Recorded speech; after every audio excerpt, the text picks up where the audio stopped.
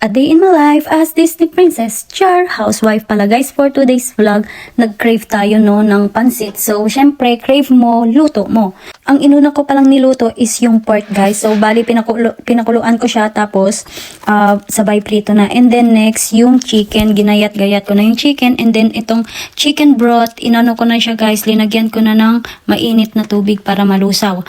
Tapos ito, simulan na natin sa paggayat-gayak ng mga ricados. So, ayan guys, garlic, tapos sibuyas. Alam nyo guys, pag nag-crave pala kayo dito sa ibang bansa, ilulutuin nyo na lang. Kasi mahirap maghanap ng ng Filipino food dito sa ibang bansa, lalo dito sa bandang amin. Tapos ayan, sinalin ko na yung chicken, tapos ayan, gayat-gayat ng carrots, and then bell pepper. Ayan guys, ginayat-gayat ko. Ang hirap magluto ng guys, ikaw taga-prepare, ikaw magluto, ikaw lang din taga-hugas, no?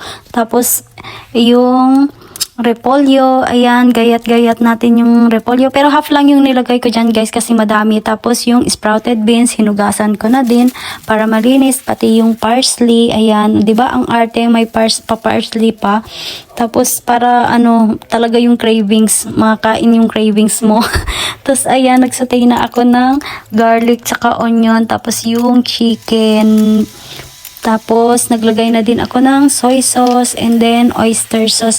Alam niyo ba yung oyster sauce saka nila dito guys, saka soy sauce nila? Hindi masyadong maalat. Tapos, ayan, naglagay na din ako ng mga gulay-gulay after ko nagsaute ng chicken, ganun guys. Tapos, ayan, mekos-mekos nyo lang yan. Tapos, yan, nagdagdag ulit ako ng soy sauce saka yung oyster sauce. Tapos, syempre, may pinapanood ako dyan. And then, after, naglagay na ako ng chicken broth. Yun yung linusaw ko kanina. And then, naglagay din ako ng soy sauce and then oyster sauce and then konting mantika. Tapos, konting asin, pampalasa. And then, ayan, o diba nanonood pa ako. Tapos, may black pepper and then, naglagay ako ng magic sarap. Buti nga, ako guys, nagbaon ako ng magic sarap. Tapos, ayan, lagay nyo na yung noodles. Tapos, ayan, mekos-mekos lang yan, guys. Mabilis lang yan. Tapos, ayan, ilagay mo na lahat. And then, ayan na. Okay na yan, guys. Ihalo-halo. Tapos, ayan, basta mekos-mekos lang yan, guys. Okay na yan, guys. O, diba?